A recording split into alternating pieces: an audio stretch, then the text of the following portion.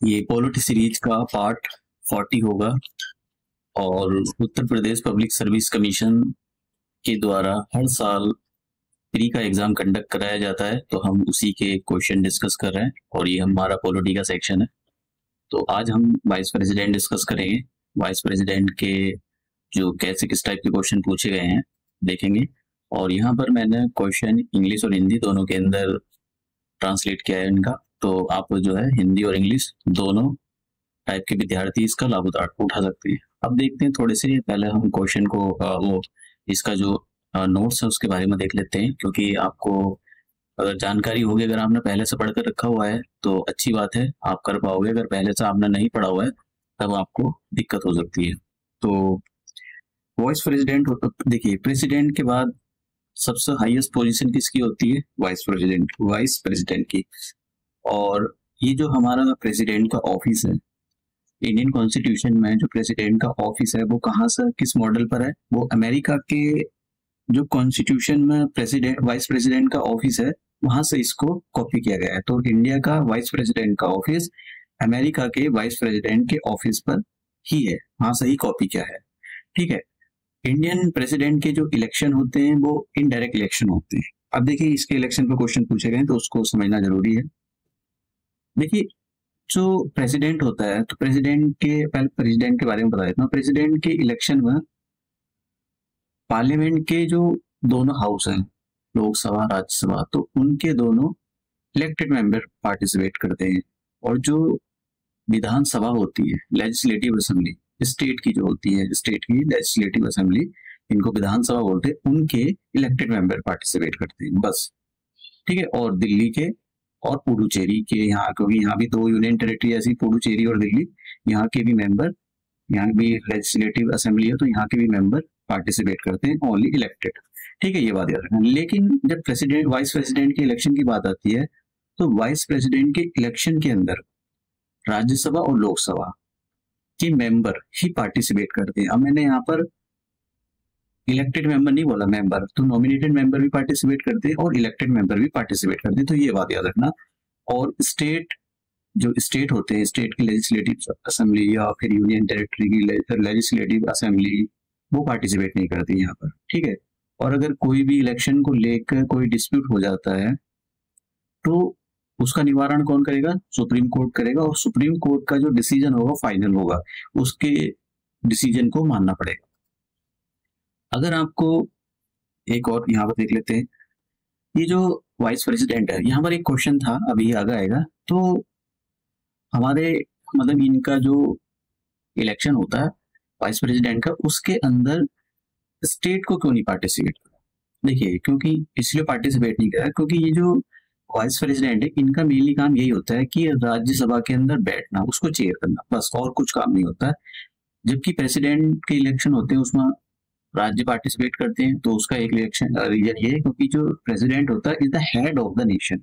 Head of the nation का मतलब head of the state, पूरी इंडिया का हेड होता है। तो वहां पर राज्यसभा, लोकसभा, लेजिस्लेटिव असेंबली, ये सारे आते हैं। ठीक है, इसलिए उनको जो है वहां पर बोला गया है कि वो इलेक्शन करेंगे, लेकिन वाइस प्रेसिडेंट के इलेक्शन में उनका कोई हाथ नहीं होता। अगर आपको एक और यहाँ पर एक क्वेश्चन आता है कि मान लो कि वाइस प्रेसिडेंट को प्रेसिडेंट बनना हो, मतलब, और उसके अलग रीजन है कि प्रेसिडेंट की अगर मान लो डेथ हो जाए या उसको रिजाइन कर दिया गया, उसके इलेक्शन को इनवैलिड कर दिया गया, तो और या फिर इम्पीचमेंट, फॉर्मल इम्पीचमेंट के थ्रू उनको हटा दिया गया है, चार प्रोसेस के थ्रू अगर ऐसा कुछ होता है तो फिर उस केस में वाइस प्रेसिडेंट को प्रेसिडेंट बना दिया जाता है, और वाइस प्रेसिडेंट 6 मंथ के लिए भी प्रेसिडेंट बनता है। तो ये बात याद रखना। ठीक है। अब कौन कौन वाइस प्रेसिडेंट बन सकता है? देखिए, एक तो सिटीजन होना चाहिए, पहली कंडीशन है। दूसरी, उसकी एज 35 साल होनी चाहिए, और वो राज्यसभा का मेंबर बनने के लिए क्वालिफाइड होना चाहिए। आप समझ रहे हो? ये तीन। और हाँ, ऑफिस ऑफ प्रॉफिट नहीं, उसमें होल्ड ऑफिस एंड प्रॉफिट का एक कॉन्सेप्ट होता है। इस टाइप का कुछ ना, कोई भी ऑफिस सेंट्रल गवर्नमेंट या स्टेट गवर्नमेंट या किसी लोकल अथॉरिटी के अंदर हेल्ड ना कर रखा हो। तो अगर ये कंडीशन वो फुलफिल कर रहा है तो उसको वाइस प्रेसिडेंट बना दिया जाएगा। अब देखिए वाइस प्रेसिडेंट में कौन कौन बन सकते हैं? तो ये होती है स्टेट लेजिस्लेटिव असेंबली होती है, विधानसभा, विधान परिषद, उनके मेंबर बन सकते हैं। और हाँ, ये बात याद रखना, ये काफी इंपोर्टेंट क्वेश्चन है। और मतलब राज्यसभा वैसे जिसकी अगर ये क्राइटेरिया फुलफिल कर रहा है तो लोकसभा के मेंबर भी बन सकते हैं, राज्यसभा के मेंबर भी बन सकते हैं। और ये क्राइटेरिया अगर वो फुलफिल कर रहा है, ये वाले क्राइटेरिया, तो स्टेट लेजिस्लेटिव असेंबली जो होती है, विधानसभा विधान परिषद के मेंबर भी जो वाइस प्रेसिडेंट का मतलब वाइस प्रेसिडेंट के लिए ऑफिस के लिए एलिजिबल है। हाल इलेक्शन होते हैं उसके। अब देखिए, अगर आपको इनको हटाना हो तो इसके लिए जैसे प्रेसिडेंट को हटाया जाता है, प्रेसिडेंट में होता क्या है कि राज्यसभा लोकसभा में अलग से होता है कि उनको पहले 14 दिन का एक नोटिस दिया जाएगा। अभी तक किसी अभी तक किसी भी प्रेसिडेंट को हटाया नहीं है। लेकिन अगर प्रेसिडेंट को हटाना हो तो उनके लिए फॉर्मल इम्पीचमेंट होता है। फॉर्मल इम्पीचमेंट का मतलब पहले उनको 14 दिन का नोटिस दिया जाएगा, फिर उनके एक राज्यसभा में अलग से कार्रवाई होगी, फिर उस कार्रवाई को लोकसभा में पहुंचाया जाएगा और लोकसभा वाले जांच पड़ताल करेंगे और फिर वहां पर कार्रवाई होगी। अगर दोनों हाउस ने पास कर दिया तो फिर उनको हटा दिया जाएगा। अब यहाँ पर लेकिन वाइस प्रेसिडेंट के केस में ऐसा नहीं है। वाइस प्रेसिडेंट के केस में ये होता है कि अगर वाइस प्रेसिडेंट को हटाना है तो पहले तो वो उनको हटाने का जो रेजोल्यूशन होता है वो राज्यसभा में ही इंट्रोड्यूस करा जाएगा। तो पहले तो सबसे पहले तो उनको 14 दिन का एडवांस नोटिस दिया जाता है कि भाई साहब अब तुमको हम हटा रहे हैं। तो राज्यसभा में ये प्रोसेस स्टार्ट होगा और लोकसभा को उसको एग्री करना पड़ेगा कि ठीक भाई हटा दो। आप समझ लो। तो यहाँ पर ये बात याद रखना, जो इसमें यहाँ पर एक फॉर्मल इम्पीचमेंट की जरूरत नहीं होती है। इसका रेजोल्यूशन केवल राज्यसभा के अंदर इंट्रोड्यूस किया जाता है, लोकसभा को उसको एग्री होना पड़ता है कि ठीक भाई इनको हटा सकते हो। तो ये वाली बात याद रखना, लोकसभा के अंदर इसका रेजोल्यूशन इंट्रोड्यूस नहीं किया जा सकता है। अब हम क्वेश्चन देखते हैं। तो पहला क्वेश्चन ये है, consider the following statements, which of these statements is or correct. तो आप नीचे दो स्टेटमेंट दे रखी है, तो इसमें से ये बताना है कि कौन सा स्टेटमेंट सही है, कौन सा कथन सही है। ठीक है, पहला देखते हैं। तो पहला कथन ये है, like the election of the president, the election of the vice president is indirect. ये भी सही बात है। जैसे प्रेसिडेंट के इलेक्शन इनडायरेक्ट इलेक्शन होते हैं। देखिए, इनडायरेक्ट इलेक्शन और डायरेक्ट इलेक्शन होते हैं। डायरेक्ट इलेक्शन में क्या होती है, आम जनता, जैसे भी जनरल इलेक्शन चल रहा है तो उसमें जिनकी एज 18 साल से ज्यादा है उनको वोटिंग राइट, मतलब वोटिंग कार्ड बना हुआ उनका, तो वो वोट डाल सकते हैं। लेकिन इनडायरेक्ट इलेक्शन में आम जनता वोट नहीं करती, उसमें MP MLA ये वोट करते हैं।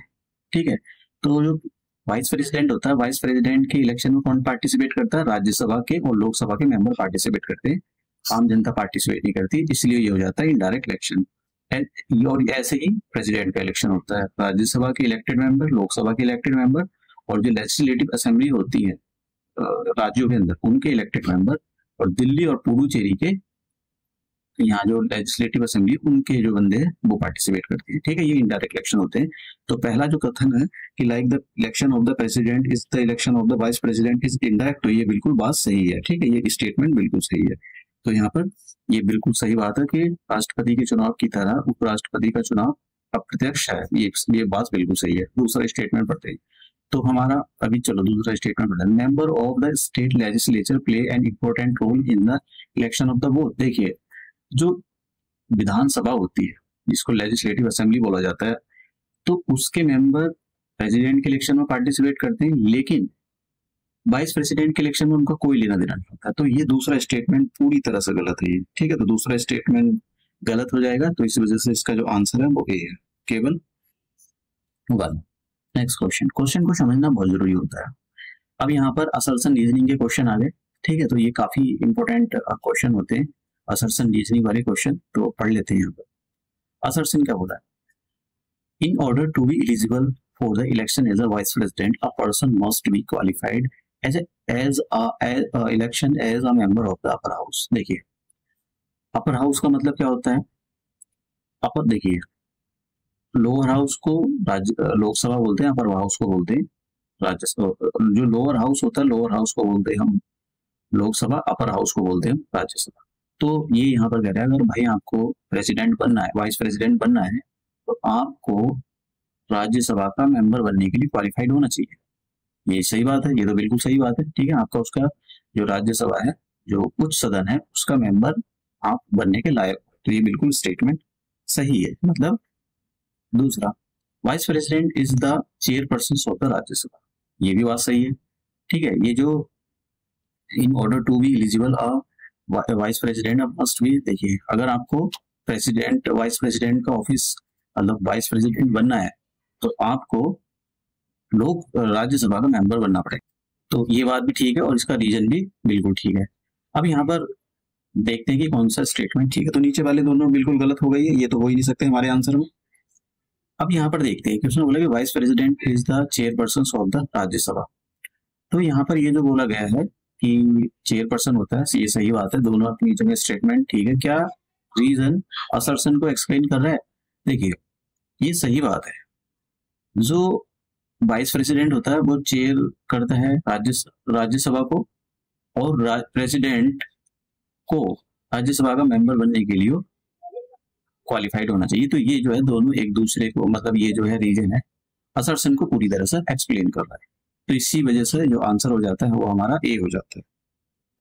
देखिए असर्शन रीजनिंग वाले क्वेश्चन इतने आसान नहीं होते, आपको काफी लॉजिक अपनाना पड़ता है और समझना पड़ता है, अंडरस्टैंडिंग इसमें बहुत चाहिए होती है। अभी यही हो रहा है, असर्शन और रीजनिंग वाले क्वेश्चन आने लग गए। Next question, which of the following statement about the vice president of the India are not correct. देखिए स्टेटमेंट यहाँ पर हमको गलत स्टेटमेंट जो है इनकरेक्ट स्टेटमेंट फाइंड आउट करना है, ठीक है। तो यहाँ पर बोला नॉट करेक्ट, इनमें से कौन सा करेक्ट नहीं है, तो मतलब इनकरेक्ट देखना है। तो देखते हैं, in order to be vice president of person must be qualified for the election as a member of the house of the people. तो हाउस ऑफ द पीपल बोलते हैं लोकसभा, यानी ये कह रहा है कि यहाँ पर अगर आपको वाइस प्रेसिडेंट बनना है तो आपको लोकसभा का मेंबर बनने के लिए क्वालिफाइड होनी चाहिए आप। तो ये तो बिल्कुल गलत है। अगर आपको वाइस प्रेसिडेंट बनना है तो राज्यसभा का मेंबर बनने के लिए क्वालिफाइड होने चाहिए। तो जिसकी वजह से ये स्टेटमेंट गलत है, वो यही कह रहा है कि गलत स्टेटमेंट फाइंड आउट करो। तो ये बिल्कुल सही, ये जो है गलत स्टेटमेंट है, मतलब हमारा पहला आंसर, हमारे जो पहला है स्टेटमेंट वो हमारे आंसर में आना चाहिए। दूसरा दूसरा statement, a member of the state legislature can be candidate for this office. तो वो यहाँ पर ये कह रहा है कि जो स्टेट लेजिस्लेचर होती है, विधानसभा होती है, क्या उसके मेंबर वाइस प्रेसिडेंट बन सकते हैं? हाँ साहब, बिल्कुल एलिजिबल, अगर उनकी एज 35 साल है और वो राज्यसभा का मेंबर बनने के लिए क्वालिफाइड है तो वो बिल्कुल बन सकते हैं, और इंडिया की सिटीजनशिप है तो वो बिल्कुल बन सकते हैं। तो ये दूसरा स्टेटमेंट ठीक है। तो वो कह रहा है कि गलत स्टेटमेंट पकड़ो, तो इसका मतलब हमारे आंसर में दूसरा स्टेटमेंट नहीं आना चाहिए। तो इस वजह से जो है हमारे बी सी आंसर एलिमिनेट हो जाते हैं। अब तीसरा, term of the office of the vice president is the same as the that of the president. तो यहाँ पर कह रहा है कि जो वाइस प्रेसिडेंट का ऑफिस 5 साल, जैसे कि प्रेसिडेंट का ऑफिस 5 साल का होता है, तो क्या वाइस प्रेसिडेंट का ऑफिस भी 5 साल का होता है? हाँ बिल्कुल सही बात है, ये भी सही बात है। तो तीसरा ऑप्शन भी हमारे आंसर में नहीं आना चाहिए। तो इस वजह से टी आंसर भी, जो डी ऑप्शन है वो एलिमिनेट हो जाता है। तो बचता कौन सा है? सी। तो सी हमारा आंसर है। Next question, who amongst the following elects the vice president of India, select the correct answer. तो अब यहाँ पर ये पूछ रहा है कि भाई कौन वाइस प्रेसिडेंट बन सकता है। तो जैसे मैंने कहा, लोकसभा और राज्यसभा के मेंबर में वाइस प्रेसिडेंट बन सकते हैं, स्टेट लेजिस्लेटिव असेंबली के लोग बन सकते हैं, और लेजिस्लेटिव काउंसिल के लोग भी मेंबर बन सकते हैं, जो विधानसभा, विधान परिषद, राज्यसभा, लोकसभा सबके मेंबर। लेकिन एक 2-3 कंडीशन, क्या? एक तो उसके पास ऑफिस ऑफ प्रॉफिट नहीं होना चाहिए, नंबर 1। नंबर 2, उसकी एज 35 साल हो गई हो। नंबर 3, वो भारत का सिटीजन हो। नंबर 4, वो जो राज्यसभा उसका मेंबर बनने के लिए क्वालिफाइड होना चाहिए। तो ठीक है, तो यहाँ पर जो है ये बिल्कुल चारों के चारों लोग जो है वाइस प्रेसिडेंट बन सकते हैं। तो इसका सही आंसर हो जाएगा डी। अब देखिए, आपको अगर पीसीएस निकालना है, Uttar Pradesh public service commission का पीसीएस निकालना है, तो आपको पिछले साल के क्वेश्चन और उनकी अंडरस्टैंडिंग बहुत जरूरी है। अगर आप इसको नेग्लेक्ट करते हो मतलब सिलेक्शन 50% कम हो जाते हैं, कि आपका चांस 50% मतलब आप फिर ही निकाल पाओगे। अगर आप करके जाते हो तो सिलेक्शन प्रोसेस, मतलब आपका जो सेलेक्ट होने के जो चांस है वो ज्यादा बढ़ जाते हैं। अदरवाइज अगर नहीं करके जाते हो तो आपके चांस बहुत कम हो जाते हैं। तो अपना लेक्चर यही समाप्त करते हैं, मिलते हैं नेक्स्ट लेक्चर में नए क्वेश्चन के साथ।